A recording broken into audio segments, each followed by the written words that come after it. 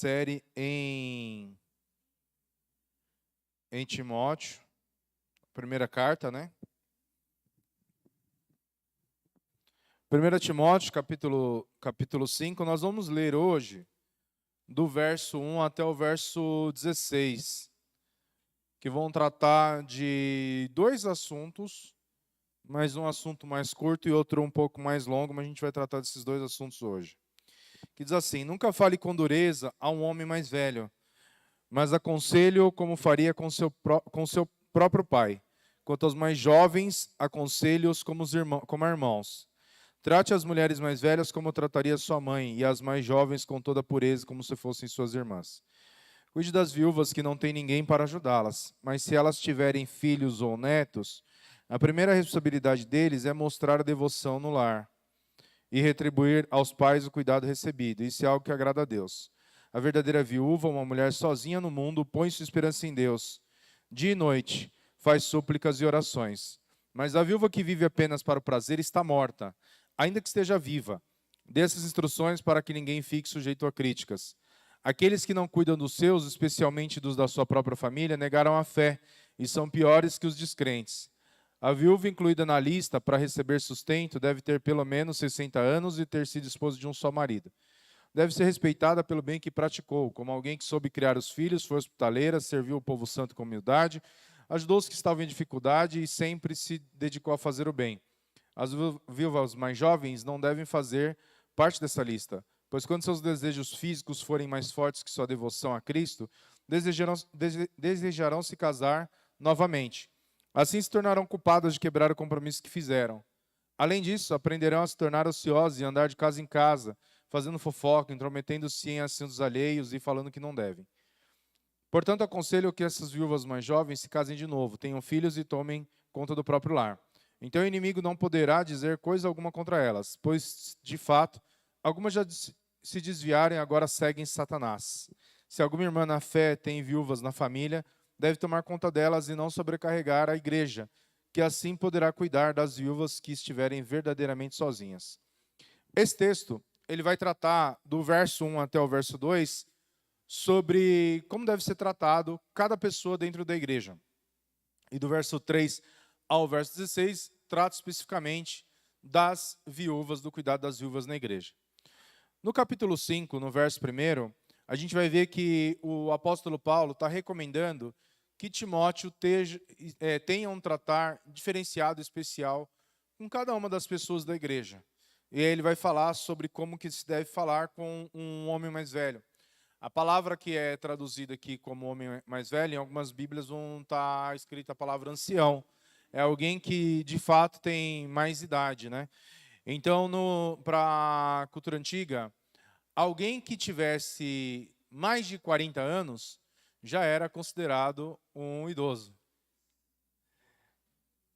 Então, vocês estão rindo? Vocês estão rindo? Eu me incluo nessa categoria, estou com 41 anos, então já seria considerado um idoso para a cultura antiga. E o apóstolo Paulo ele vai falar, lembrando que nessa ocasião, o jovem Timóteo, né, ainda considerado jovem Timóteo, ele tinha entre 30 e 37 anos de idade nessa ocasião, quando Paulo escreve essa carta. Ou seja, ele estava mais próximo dos anciãos do que dos jovens de fato. Só que quando comparado com a idade das pessoas ao qual ele estava dirigindo aquela mensagem, que eram os presbíteros da igreja, os anciãos da igreja, a gente estava falando de um grupo de pessoas que possivelmente tinham mais de 60 anos de idade. Então, comparado com essas pessoas de mais de 60 anos de idade, de fato, Timóteo era alguém jovem. Então, nesse caso, Timóteo era alguém bastante jovem comparado às pessoas ao qual ele estava se dirigindo. Só que Paulo está dizendo assim, olha, nunca fale com dureza a um homem mais velho, mas aconselhe-o como faria com seu próprio pai. Eu tenho 16 anos, já vão fazer 17 anos de ministério só aqui na Porta da Salvação. Antes eu já tinha dirigido igreja por 2 anos, por um ano, já tinha dirigido uma outra igreja por um ano. E eu comecei a no ministério pastoral, de fato, muito jovem mesmo. Então, a gente está falando aí em torno de 24, 23, 24 anos de idade. Né? Então, eu era alguém bastante jovem quando iniciei no ministério pastoral. Então, não era incomum que as pessoas que eu liderava fossem mais velhas do que eu. Né? Não hoje, que a gente tem muitos jovens na igreja, e eu já não faço mais parte dessa classe especial de jovens. Hoje eu tenho tem membros na igreja que têm mais idade, né? Membros jovens têm mais idade do que eu tinha quando comecei a dirigir igreja. E eu tive que lidar com essas circunstâncias, situações em diferentes ocasiões da minha vida. E uma das piores experiências que eu tive na minha vida, uma das coisas assim, dentro do ministério pastoral, né, dentro da minha jornada como pastor, uma das piores experiências que eu tive na minha vida inteira como pastor, foi o dia em que eu repreendi alguém mais velho não seguindo a recomendação de Paulo. Eu, ao invés de fazer aquilo que o apóstolo Paulo havia recomendado, de repreender ou falar com um homem mais velho de uma forma como eu falaria com meu pai, eu fiz isso de uma forma que o apóstolo Paulo fala que não é a forma correta de se fazer, que é falando com dureza. Eu tenho 41 anos e eu não tenho o hábito de falar duro com meu pai ou levantar a voz para o meu pai. Obviamente, hoje meu pai não está aqui, né? Mas eu acho que convém, cabe essa comparação. Um dia, eu estava chegando em casa, eu já jovem, eu já namorava com a Nicole, eu devia ter por volta de 20 anos de idade, 19, 20 anos de idade, eu e a Nicole já namorávamos. E meu pai, então, naquele dia, ele chegou e falou para as minhas irmãs, eu não estava em casa, e ele falou para as minhas irmãs, mas especificamente a Lília não estava, mas eu acho que a Lília não estava nessa ocasião, não tenho certeza, mas a Jaqueline e a Alessandra estavam. E as minhas irmãs sempre falaram de forma mais áspera com meu pai, sempre foram mais incisivas com meu pai. E eu sempre fui mais moderado na forma como eu falo com meu pai. Eu sempre tive esse respeito, né? Eu sempre aturei mais, às vezes que ele era mais áspero, mais duro comigo, eu aguentava um pouco mais. E nesse dia teve uma conversa, eu não estava em casa, teve uma conversa que ele falou que eu era o único filho que respeitava ele. Que era o único filho que não levantava a voz para ele. E eu cheguei em casa. Na hora que eu cheguei em casa, que eu entrei em casa, ele resolveu me testar e mostrar para as minhas irmãs que eu era o único filho que não levantava a voz para ele. E ele falou uma coisa assim para mim e foi duro comigo em alguma coisa, não vou lembrar exatamente qual foi a situação. E naquele dia eu levantei a voz para o meu pai na frente das minhas irmãs. As minhas irmãs começaram a rir. Não foi essa vez, não. Acho que não. Foi outra coisa. Mas naquele dia ele resolveu mostrar que eu era um filho que honrava ele.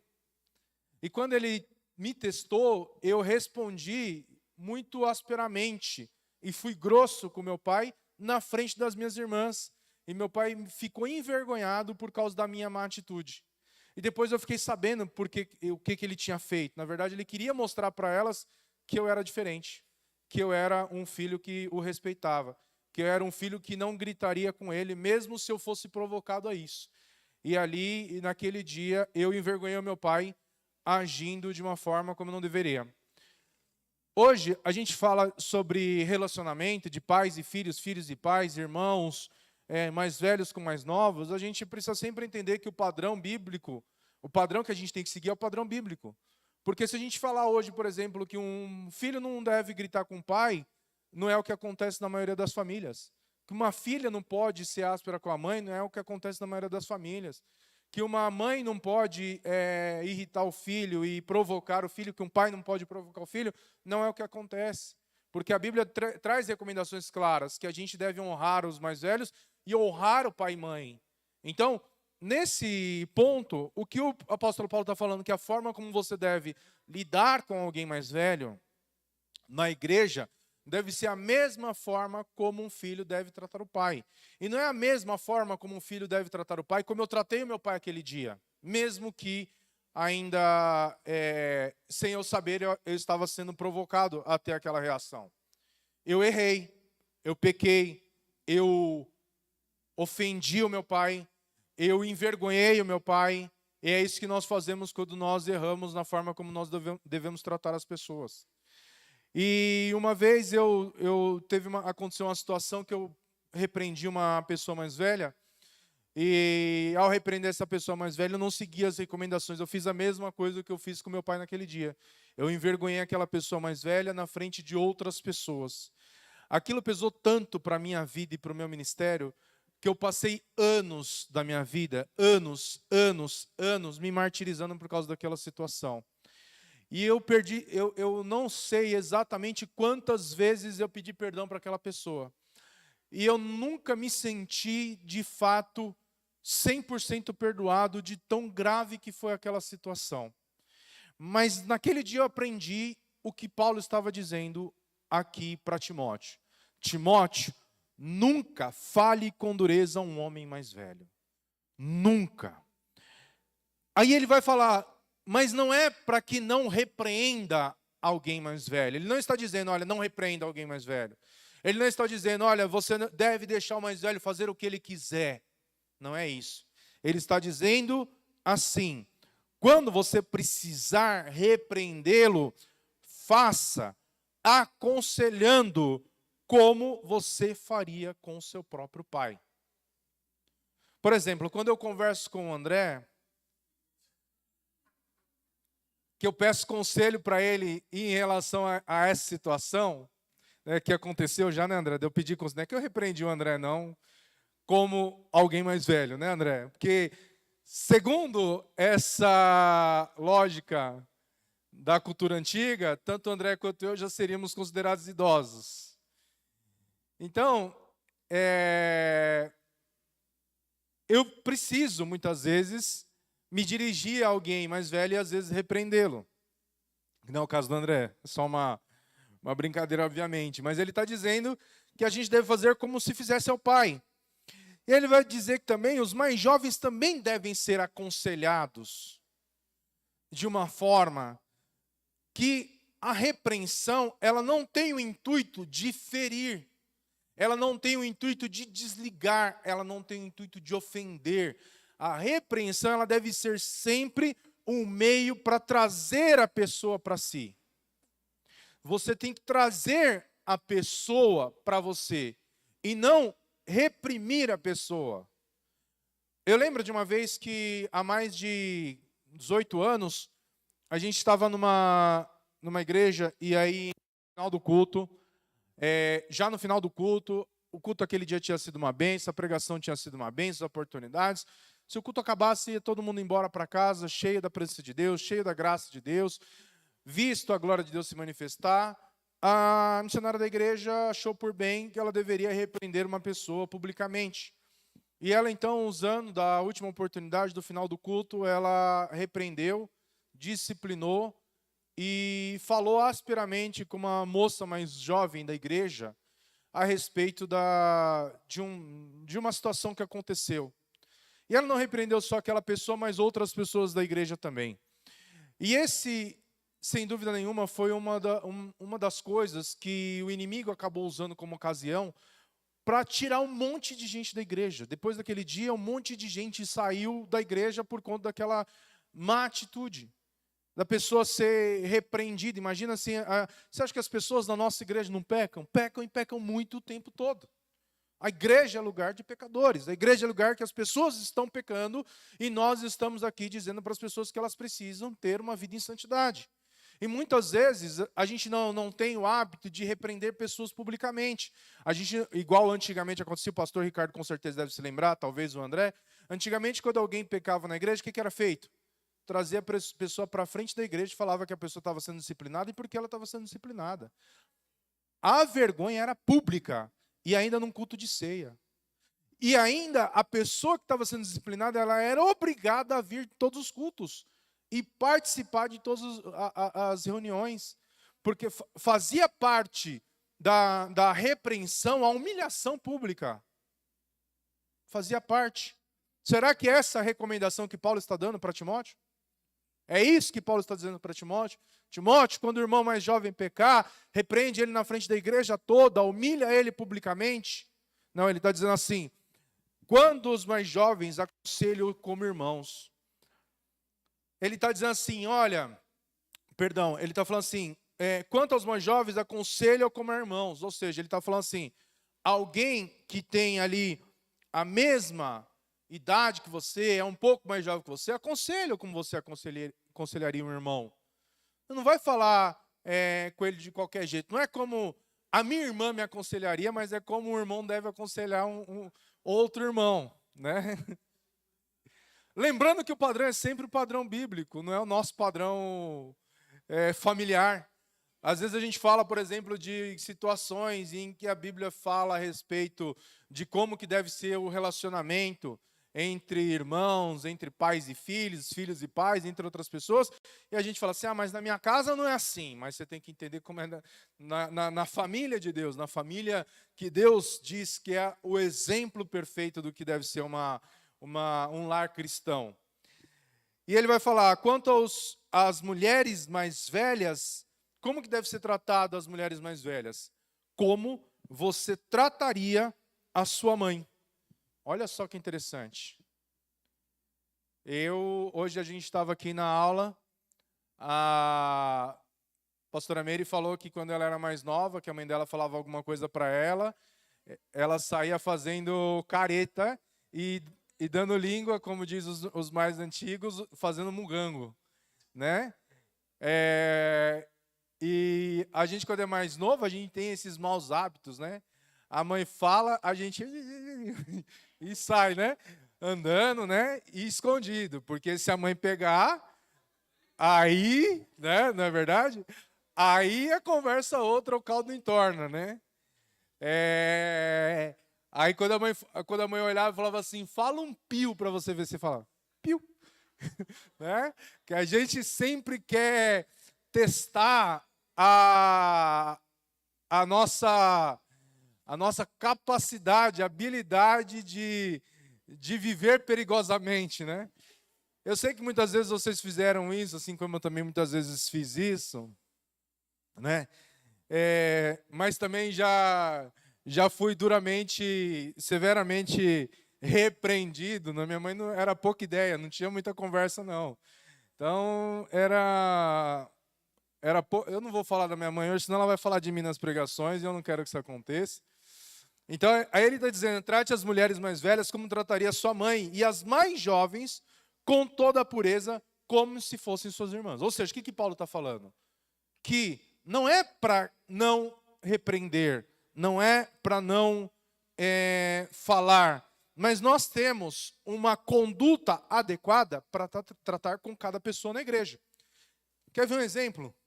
Os homens daqui da igreja, que já tiveram a oportunidade de estar com a gente nos nossos PGs de homens, vocês já me viram falando duramente? Sim ou não? Sim ou não? Sim ou não? Sim. Eu falaria assim com as mulheres? Não. Não. Não. Porque a gente tem que falar adequadamente como cada pessoa precisa ser confrontada, precisa ser tratada.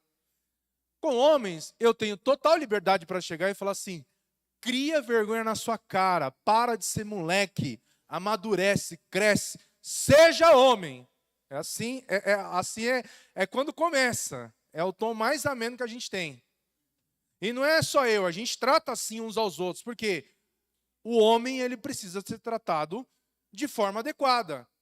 Coisa que a gente não pode chegar e falar assim para as mulheres, que a Bíblia vai dizer que a mulher ela deve ser tratada com máxima honra e como o vaso mais frágil. Se eu chegar e falar com as mulheres da mesma forma que eu falo com os homens, o que eu vou fazer? Eu vou fazer com que as mulheres elas tenham crises de choro, ataques de pânico, como muitas vezes acontece até com as crianças aqui na igreja. Tem criança que não pode me ver, Porque as mães chegam em casa e ficam falando assim, eu vou chamar o pastor, eu vou contar para o pastor, eu vou falar para o pastor, as crianças já têm medo de mim.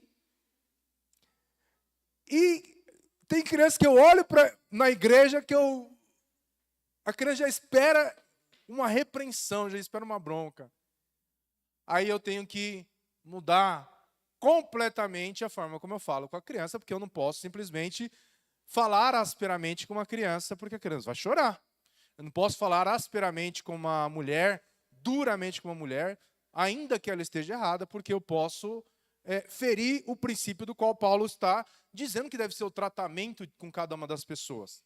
Eu tenho 2 filhos, um menino e uma menina, e a forma como eu vou lidar com o Daniel vai ser sempre diferente da forma como eu vou lidar com a Júlia. Isso é fato.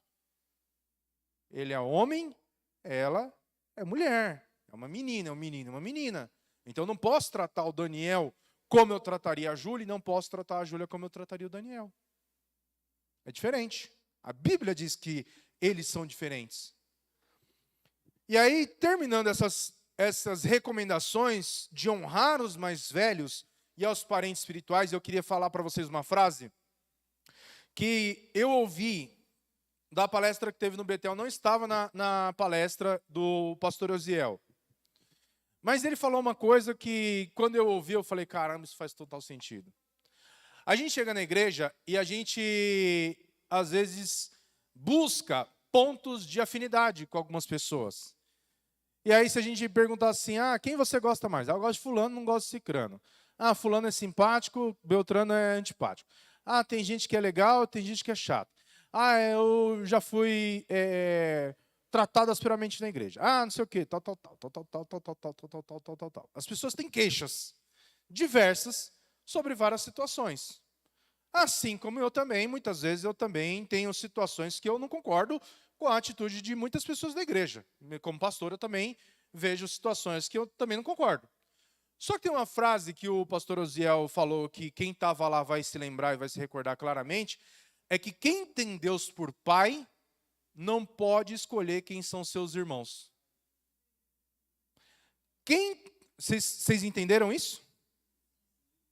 Quem tem Deus por pai não pode escolher quem são seus irmãos. Já pensou se a gente tivesse um culto, ou a gente tivesse momentos só com as pessoas que a gente gosta, quão agradável isso seria? E a gente pudesse ir tirando todo mundo que a gente ali, a gente não tem tanta intimidade ou tanta afinidade?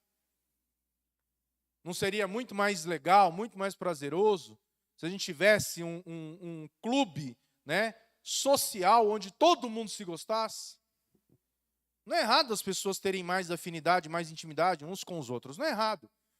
O errado é quando a gente exclui uma pessoa ou outra porque a gente não gosta, ou porque a gente gosta menos, ou porque a gente acha que aquela pessoa não é tão merecedora da nossa atenção quanto a outra pessoa.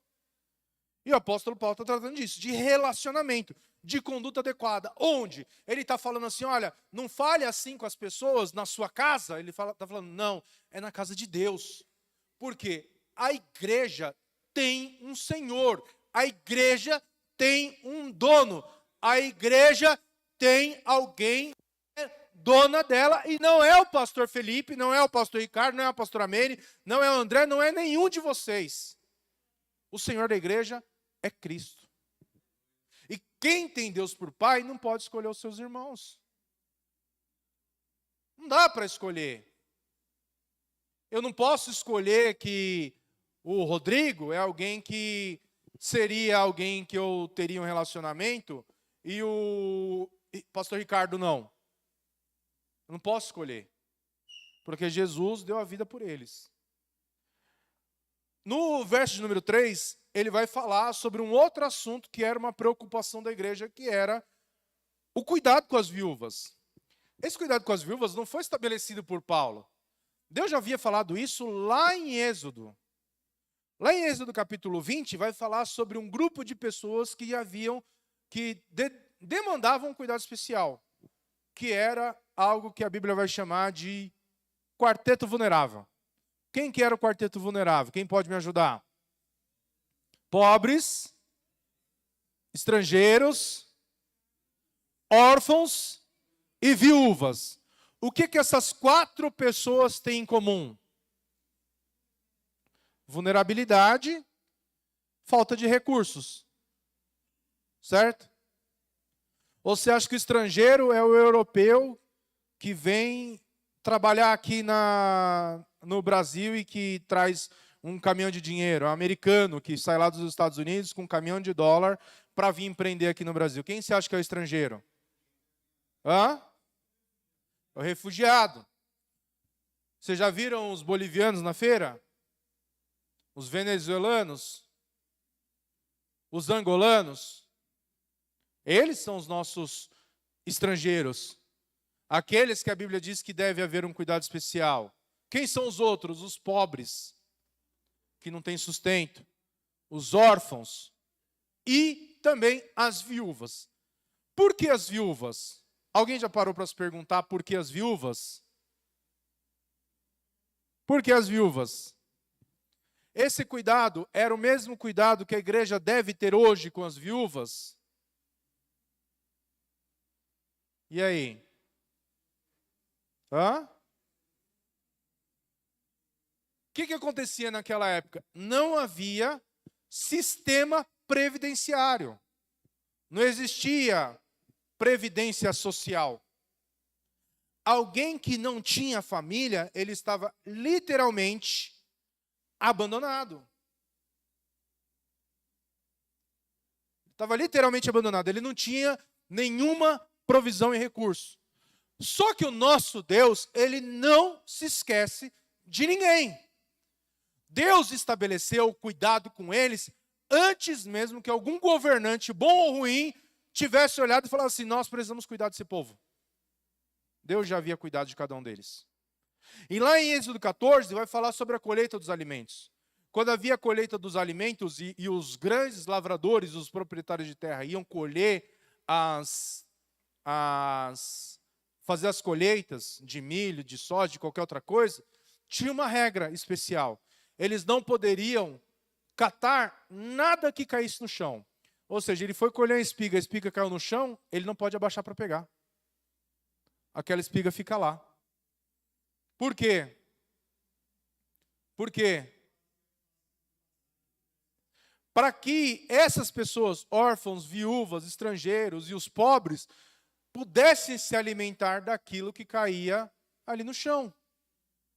Aquilo era para sustento dos pobres, para sustento das pessoas em vulnerabilidade. E isso é um cuidado que a igreja tem até o princípio, quando a igreja estabelecida lá em Jerusalém, que Jesus morre, ressuscita, em Atos capítulo 6, vai falar que há um grupo de pessoas que precisavam de um cuidado especial da igreja. A igreja era comunitária, era vida comunitária. As pessoas depositavam tudo aos pés dos apóstolos. Propriedades, bens, dinheiro, riquezas, tudo. E não havia necessidade entre eles. Por quê? A igreja cuidava das necessidades de cada uma daquelas pessoas. E havia um grupo de pessoas ali que eram as viúvas, que em determinado momento viram que as viúvas judias, as viúvas de Jerusalém, elas tinham um cuidado maior do que as viúvas que eram de fala grega, as viúvas helênicas. Ou seja, havia um grupo de viúvas que eram mais bem cuidadas do que outro grupo de viúvas. Essa reclamação chegou aos apóstolos. Os apóstolos, então, falaram assim: olha, nós precisamos resolver esse problema. Mas eu não posso deixar de pregar a palavra e ensinar, que é o ofício qual eu fui chamado, para cuidar da distribuição de alimentos na igreja. Eles vão lá e estabelecem o diaconato e elegem 7 diáconos para que cuidassem dessa distribuição de alimentos da igreja. Então, os diáconos eram responsáveis por cuidar das necessidades das pessoas que estavam nesse estado de vulnerabilidade. E aí eles instituem os diáconos então eram responsáveis por cuidar dessas viúvas para que a distribuição de alimentos tivesse equidade, não igualdade. Equidade, quando a gente fala de equidade, alguma coisa que torna igual, no direito. Quem aqui já teve a oportunidade de estudar direito, vai falar de igualdade para os iguais e desigualdade para os desiguais. E aqui no Brasil a gente vive uma coisa que é diferente disso. O que significa isso? A gente trata todo mundo que é igual, igual. Ok? Agora, tem uma outra coisa que é a desigualdade. Quando há desigualdade, a justiça também tem que agir com desigualdade, para corrigir essa desigualdade. Então, vamos dizer assim, olha, roubar, todo mundo aqui concorda que é errado. Certo? Sim ou não? É errado roubar? Só que a justiça prevê que existe um tipo de crime que é roubar, que é um crime aceitável. Que crime que é esse? Crime fomélico. O que é um crime fomélico? O que é um crime fomélico? A pessoa que ela rouba porque ela está com fome. É a pessoa que rouba um banco porque está com fome? É a pessoa que rouba um carro forte porque está com fome? Não, mas a pessoa que entra no mercado e ela rouba um pacote de macarrão, um pacote de arroz, um pacote de feijão para alimentar os filhos, ela não pode ser tratada com o mesmo rigor que a pessoa que entra no mercado sem essa mesma motivação e assalta o caixa do mercado. Ou seja, o crime aparentemente é igual, é o mesmo crime, é tipificado pelo mesmo Código Penal, porém, o que traz ali aqueles entes, aquelas pessoas a cometer aquele crime, são motivações diferentes. Um é motivado pela fome, que é um reflexo da desigualdade, e outro a ganância. Não é isso? Hoje, os crimes levam a lugares muito inóspitos, não é? Lugares onde alguém comum não pode chegar. A política, por exemplo, não é? Parece que para você ser um político, você precisa ter uma carreira de crimes. E aí, quando o apóstolo Paulo está tratando dessa situação, ele está falando assim, cuide das viúvas, mas não são qualquer viúva, as viúvas que não têm quem ajudá-las. Aí ele vai falar, se a viúva tiver filhos ou netos, a primeira responsabilidade é deles. Ou seja, eles têm que mostrar devoção no lar e retribuir aos pais o cuidado recebido. Isso é algo que agrada a Deus. Eu lembro de uma situação que há muitos anos atrás, às vezes a gente ouve os mais jovens, né? Esses dias eu vi um trecho de uma reportagem do filho do Ronaldinho Gaúcho. O filho do Ronaldinho Gaúcho é jogador de futebol. E o filho do Ronaldinho Gaúcho, ele estava jogando na categoria de base do Barcelona, e decidiu sair da categoria de base do Barcelona para jogar num clube da segunda divisão inglesa. Porque ele fala que ele não quer depender do pai, seguir os mesmos passos que o pai. Ou seja, só o fato dele ser filho do Ronaldinho, ele já depende do pai. Aí a outra que eu vi recentemente foi o filho do Leonardo, mais novo, lá, falar que não recebe a ajuda do pai, tipo assim, que nunca recebeu a ajuda do pai. Então as pessoas, elas chegam em lugares dependendo 100% de outro, mas quando chegam lá, falam assim, eu nunca dependi de ninguém, nunca precisei de ninguém.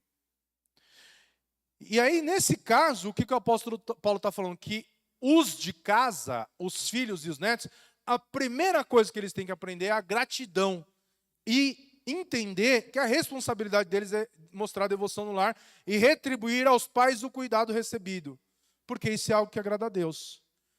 O que nós temos que fazer? Nós temos que retribuir aos nossos progenitores, sejam eles pais ou avós, o cuidado que tiveram conosco. Eu vejo, eu converso com a Nicole sobre isso. Sobre um momento que vai chegar que eu vou ter que cuidar dos meus pais. Que eu vou ter que cuidar do meu sogro, da minha sogra, das pessoas que são mais velhos. Porque esse momento vai chegar, espero que chegue. Espero que chegue. Porque é isso que a gente quer. Não são coisas que a gente espera que o idoso ele vai ser largado, abandonado. E tem muito... Se você anda na rua, você vê idosos que tiveram filhos e têm netos abandonados. Nas clínicas, abandonados. Nas casas de recuperação, nos asilos. porque não seguiram a recomendação de Paulo. O que Paulo está dizendo? Olha, a primeira responsabilidade deles é mostrar a devoção no lar e retribuir aos pais o cuidado recebido. Isso é o que agrada a Deus. Aí ele vai falar, mas tem um grupo de pessoas que é a verdadeira viúva. Quem que é essa verdadeira viúva? É a mulher sozinha e que põe a sua esperança, dia e noite faz súplicas e orações. Ou seja, era uma mulher que, apesar de ser uma pessoa desamparada, ela era dependente da graça de Deus. Era uma mulher cristã. Era uma viúva crente. Alguém que buscava Deus.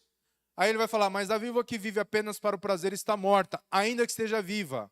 Dessas instruções para que ninguém fique sujeito a críticas. Ou seja, a gente pode tratar todas as pessoas de forma igual? Assim, a gente pode tratar a pessoa assim só porque ela é viúva com uma categoria especial? Ou só porque ela é pobre? Ou só porque ela é estrangeira? Não, obviamente não. Um estrangeiro venezuelano, boliviano é diferente do estrangeiro americano. É diferente do estrangeiro francês. É diferente. É diferente. Os estrangeiros, eles têm diferenças. Então, essas diferenças elas devem ser tratadas com diferença. Eu vou dar um exemplo para vocês. A gente vive uma época em que o assistencialismo é a grande marca da nossa sociedade. É a grande marca. Há mais de 10 anos que a gente sempre teve uma pessoa trabalhando em casa. A Nicole trabalha fora e eu trabalho fora. Então, a gente precisa de uma pessoa para ajudar a gente com as nossas atividades diárias. Há uns 10 anos, veio trabalhar com a gente uma pessoa que trabalhou com a gente durante 6 anos. A Adriana, que hoje está morando na Turquia. Depois que a Adriana foi embora, todas as outras pessoas que vieram trabalhar com a gente, todas, literalmente todas, com exceção da que está em casa hoje, elas tinham algum benefício assistencial do governo. Todas. Ou recebiam LOAS, ou recebiam Bolsa Família, ou recebiam outro benefício, ou recebiam alguma outra coisa. Qual que é a grande situação? É importante o benefício social para uma sociedade desigual? Sim ou não? Sim. Só que que todas essas pessoas tinham em comum? Todas elas eram saudáveis e aptas para o trabalho. Elas não precisavam daquele benefício social. Elas podiam trabalhar. Qual que é o pior de tudo isso? É que se elas trabalhassem, elas perdiam o benefício. Então, se eu falo para uma pessoa que já é miserável, que eu vou dar um dinheiro para ela, desde que ela não trabalhe, o que eu estou falando para essa pessoa? Continue na miséria. É isso que o governo quer fazer com as pessoas. É isso que o governo faz com as pessoas. E o apóstolo Paulo sabia que isso era um problema já no seu tempo. E ele falava exatamente isso. Olha, não aceite qualquer viúva. Só quem precisa mesmo. Porque na hora que a gente já teve, muitas vezes, necessidades pontuais na igreja, de distribuir cesta básica, e aí é onde muitas vezes a gente precisa entender o benefício social de uma determinada igreja, por exemplo. Tem igrejas que são mega igrejas que não distribuem, não tem programa de assistencialismo, de distribuição de cesta básica para membros. Por quê? Por quê? Isso estimula a miséria. Isso estimula a miséria. Quer dizer que a igreja não deve fazer assistencialismo, ou a igreja não deve cuidar das pessoas necessitadas? Sim ou não? Não. Pessoas devem ser tratadas, sim, de forma diferente, de acordo com a sua necessidade. Tem pessoas pobres que realmente precisam da ajuda da igreja. Tem pessoas pobres que precisam criar vergonha na cara e trabalhar. É sobre isso que Paulo está falando. De que forma? A gente não tem nenhuma viúva na igreja. De que forma que essa palavra, ou seja, poucas viúvas na igreja, de que forma que essa palavra ela vai tratar com cada um de nossos corações, com as nossas vidas? Esse é o ponto. Olha o que o apóstolo Paulo está falando. Aqueles que não cuidam. Aí é onde muitas vezes eu e você que não temos nada a ver com assistencialismo, ou seja, não depende de nenhum tipo de assistencialismo, precisa ser confrontado com essa mensagem também. Aqueles que não cuidam dos seus, especialmente dos da sua própria família, negaram a fé e são piores que os descrentes. Ou seja, o cristão que ele sabe que tem alguém da sua família em necessidade e não faz nada, ele é pior do que o descrente. É pior do que o que não é crente. Sabe que tem alguém necessitado e é da sua família ou não é da sua família? Ajude. Ajude. Porque é isso que a Bíblia diz que a gente tem que fazer. Agora, tem gente na igreja que realmente precisa de um choque de realidade. Precisa estudar, precisa se qualificar, precisa trabalhar. Eu tenho todo mundo que trabalha comigo, todas as pessoas que trabalham comigo, eu sempre incentivo elas a que elas estudem, que elas se capacitem, que elas façam mais. E eu falo para elas, não é por mim, é por você. Se você for melhor naquilo que você faz, você vai se qualificar. E tem uma coisa que ninguém nunca vai tirar de você, as pessoas podem tirar seu emprego, mas nunca vão tirar o seu conhecimento. Nunca. Nunca. Só que as pessoas são acomodadas a estar ali naquela situação e deixam aqui quieto. Eu tinha um funcionário que quando a gente começou a trabalhar, a gente ficou quase 2 anos na obra da loja e o estacionamento já estava funcionando. E tinha um manobrista que trabalhava comigo lá. Quando esse manobrista começou a trabalhar comigo, a gente já próximo de finalizar a obra da loja, eu falei para ele, você vai vir trabalhar aqui comigo na loja. Ele falou assim, Fê, eu não quero não. Quero ficar aqui como manobrista mesmo, deixa eu aqui. Nossa, aquilo doeu tanto na minha alma, tanto, que na hora eu não tinha nada para falar para ele. Eu não podia obrigar ele a querer crescer, a querer mudar de vida. Eu não podia obrigar ele a querer um cargo melhor, aprender uma nova profissão. Eu não posso fazer isso.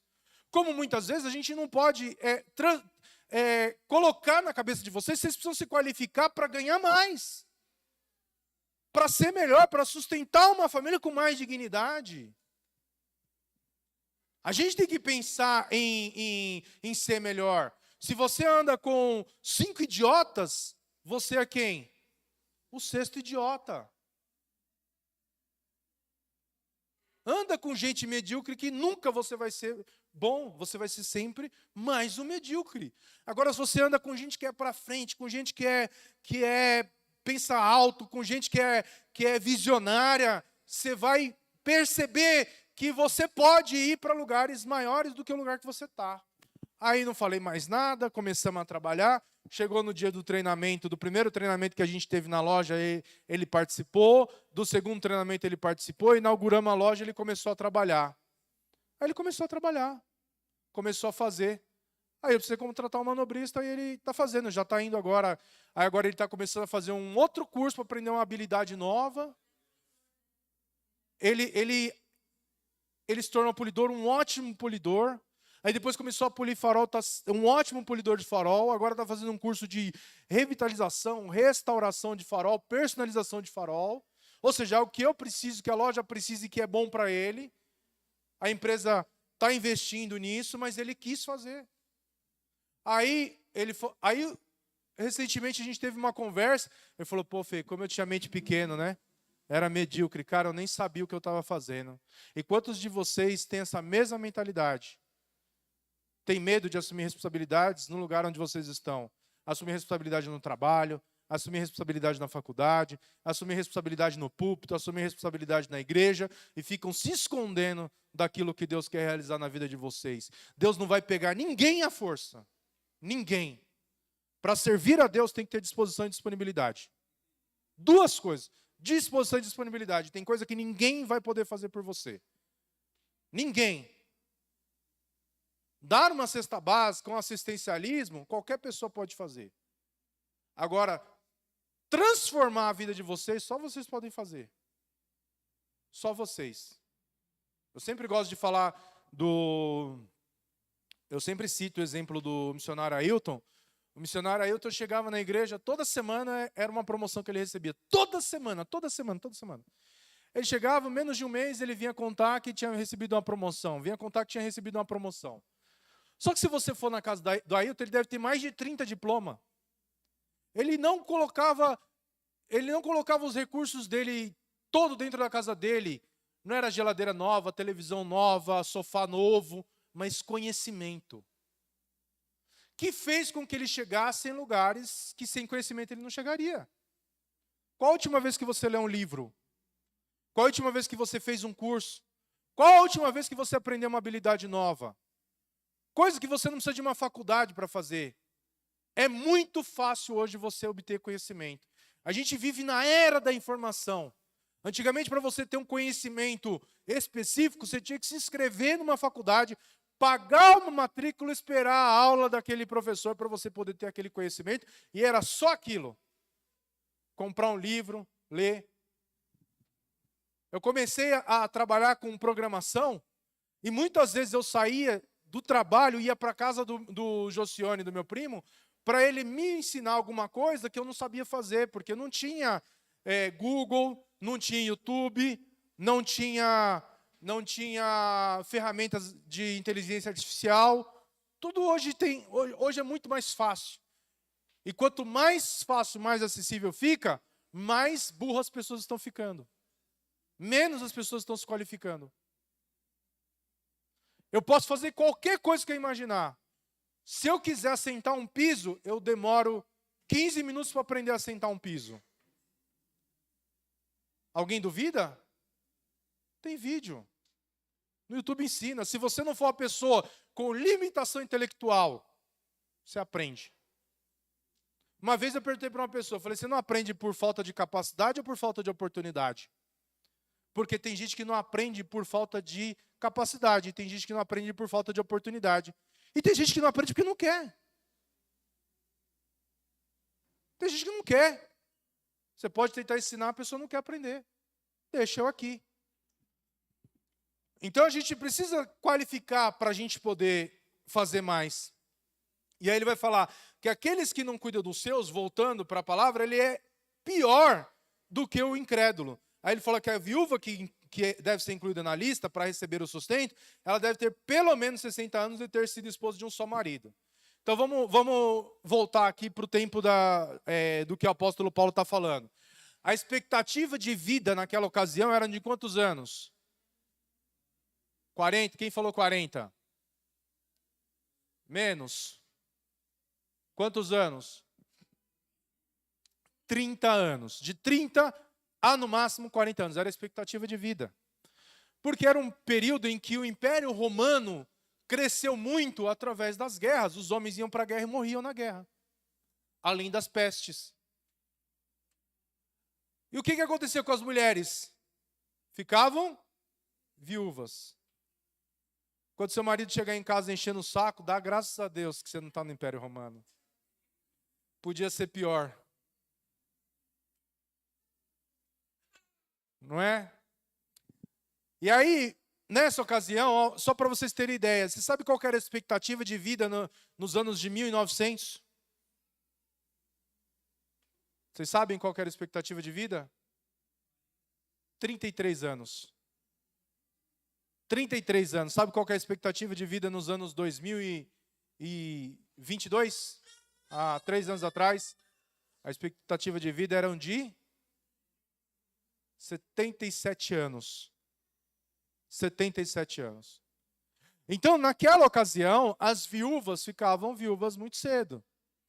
E aí o apóstolo Paulo vai dizer que as mulheres que haviam criado filhos, sido hospitaleiras, servido ao povo santo com humildade, ajudou os que estavam em dificuldade, sempre se dedicou a fazer o bem, essas deveriam ser incluídas na lista das viúvas que deveriam ser ajudadas.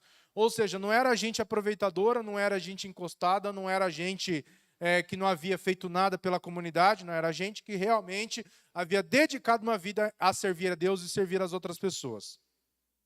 Aí ele vai falar que as viúvas mais jovens não poderiam fazer parte dessa lista. Por quê? Porque quando elas fossem em algum momento da vida dela, elas poderiam se deixar entregar às paixões sensuais e até casar com incrédulos. Isso poderia ser um problema até para o testemunho da igreja. Ele fala, não, então essas no cadastro. E aquelas que fossem fortes e com devoção a Cristo, e que quisessem se casar novamente, também poderiam se casar novamente, então também teriam como ter sustento. Ou seja, ele não está dizendo que aquelas viúvas não poderiam se casar, mas que elas deveriam evitar a imoralidade ou casar com descrentes. E aí eles vão dizer que essas mulheres, que elas são dessa classe de pessoas que ficam viúvas, não servem a Cristo fielmente, o que elas fazem? Elas se tornam fofoqueiras, elas andam de casa em casa, se intrometendo em assuntos alheios, falando que não deve, e ele vai dizer que essas mulheres, elas têm como senhor quem? Satanás. Graças a Deus não temos essas pessoas aqui na igreja. Mas a gente precisa entender que tem coisas que a Bíblia trata como pecado, a gente não pode tratar como sendo algo social, cultural. E uma das coisas que o apóstolo Paulo está dizendo aqui é a respeito de andar de casa em casa, fazendo fofoca, intrometendo-se em assuntos alheios, falando que não deve, era algo que era condenado, porque isso é uma coisa que pode trazer muitos prejuízos à igreja e à vida de outras pessoas. E aí ele vai finalizar dizendo assim: se alguma irmã na fé tem viúvas na família, deve tomar conta delas e não sobrecarregar a igreja, que assim poderá cuidar das viúvas que estiverem verdadeiramente sozinhas. Ou seja, a igreja tem que cuidar daquelas pessoas que realmente necessitam? Sim. A igreja deve cuidar de todas as pessoas que dizem que necessitam? Não. Deve ter um crivo. E o crivo é a palavra de Deus. Por isso a igreja deve ser munida de um bom conselho, por isso a igreja deve ser munida de uma boa administração, para que as pessoas que realmente precisam possam ser atendidas. E as pessoas que querem se servir da igreja, elas não consigam sobrecarregar a igreja. Não é um problema que nós temos na nossa igreja, mas eu tenho certeza que algo Deus falou ao seu coração nessa manhã, que Deus possa falar mais aos vossos corações. Amém? Eu quero já passar para a pastora Meire, orar por nós, orar pelas viúvas da igreja, pelas jovens da igreja, pelos senhores, pelos